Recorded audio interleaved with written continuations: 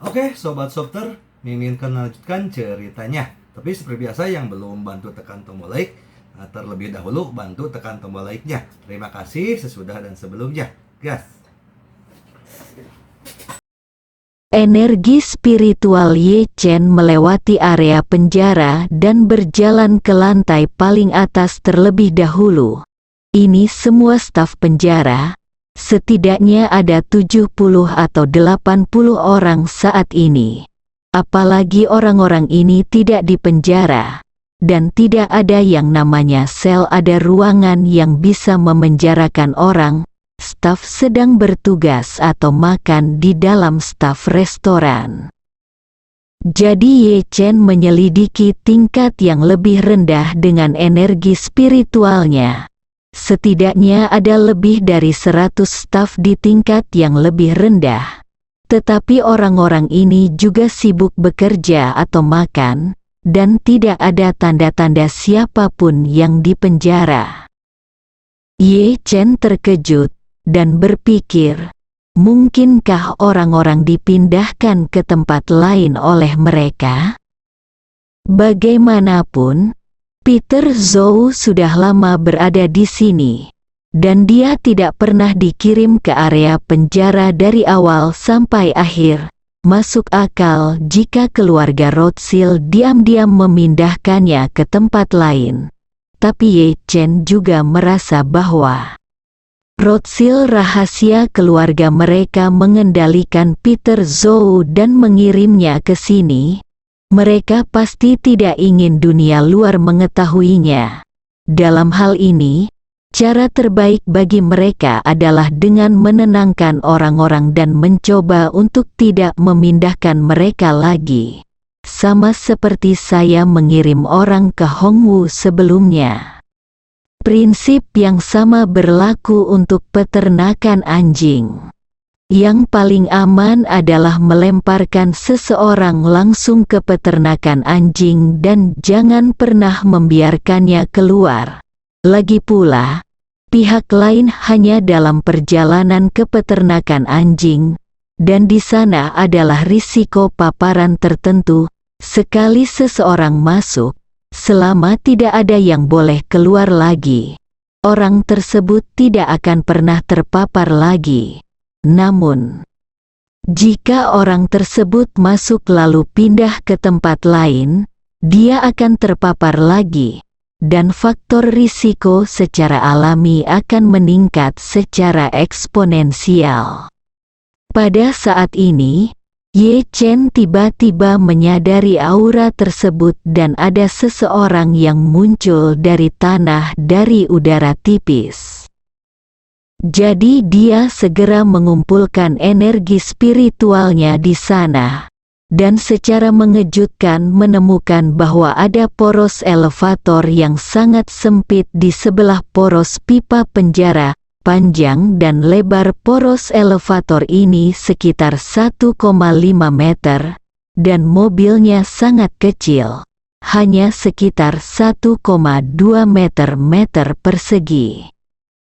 Selain itu, poros elevator tidak memiliki bukaan apapun di lantai 1 atau tengah, yang berarti langsung dari lantai atas menuju ke bawah tanah. Ye Chen tidak terburu-buru untuk segera menggunakan energi spiritualnya untuk menyelidiki ke bawah. Sebaliknya, dia mengikuti orang-orang di lift ke lantai paling atas. Yang lebih keterlaluan adalah bahwa lift itu sebenarnya berada di kompartemen tersembunyi di belakang sebuah kantor besar, di lantai paling atas. Menurut persepsi Ye Chen, kantor ini adalah yang terbesar di seluruh penjara. Kemungkinan besar adalah kantor sipir. Jadi Ye Chen segera menggunakan energi spiritualnya untuk menuruni poros elevator. Tetapi yang tidak dia duga adalah bagian bawah tanah dari poros elevator itu tidak terduga.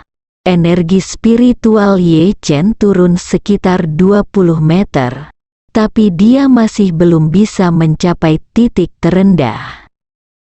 Namun, ini sudah menjadi batas yang dapat dicapai oleh energi spiritual Ye Chen.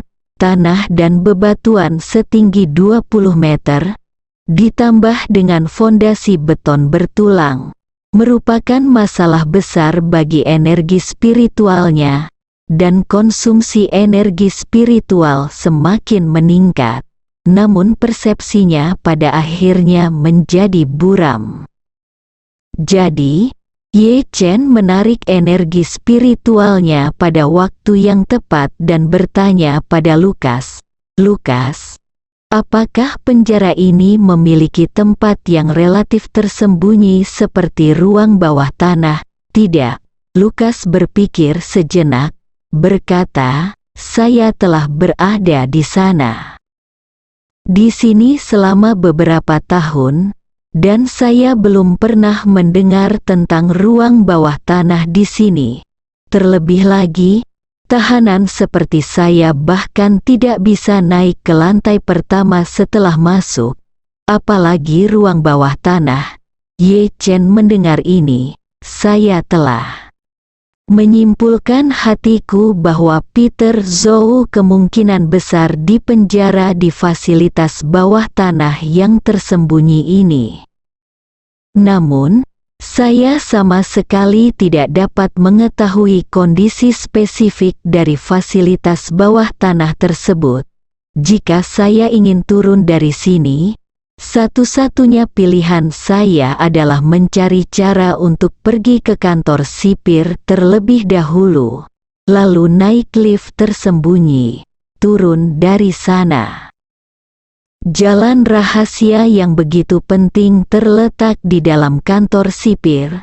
Terlihat bahwa sipir tersebut seharusnya adalah orang kepercayaan keluarga Rothschild. Namun, yang membuat Ye Chen merasa malu adalah sulitnya dia mengakses lift baik di dalam maupun di luar penjara. Toh ini penjara modern dengan keamanan tinggi, berbagai peralatan pengawasan dan perlengkapan keamanan tersebar di seluruh penjara. Mudah saja untuk memaksa masuk, tapi jika ingin menyelinap masuk tanpa ada yang menyadarinya, susah banget.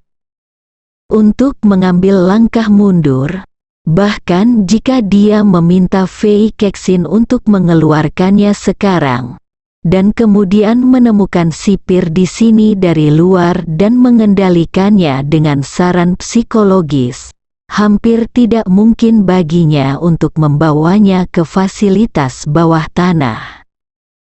Anda tidak perlu memikirkannya untuk mengetahui bahwa keluarga Rothschild pasti sangat mementingkan tempat ini. Mungkin mereka memperhatikan terowongan elevator yang tersembunyi dan Peter Zhou yang dipenjara di bawah sepanjang hari. Bagaimanapun, saya adalah orang yang hidup. Jika saya mengikuti sipir secara terbuka, saya pasti akan diperhatikan oleh keluarga Rothschild. Saya khawatir mereka akan diberitahu bahkan sebelum saya melihat Peter Zhou. Sebaliknya, lebih mudah menemukan terobosan dari dalam penjara. Penjara ini adalah benteng keluarga Rothschild. Menurut kelambanan pemikiran mereka, mereka pasti akan fokus menjaga bagian luar, sehingga mau tidak mau mengabaikan atau meremehkan risiko internal. Pada saat ini, Ye Chen mendengar Raja Narkoba Besar Gustavo berkata kepada bawahannya, "Mari kita buat pengaturan.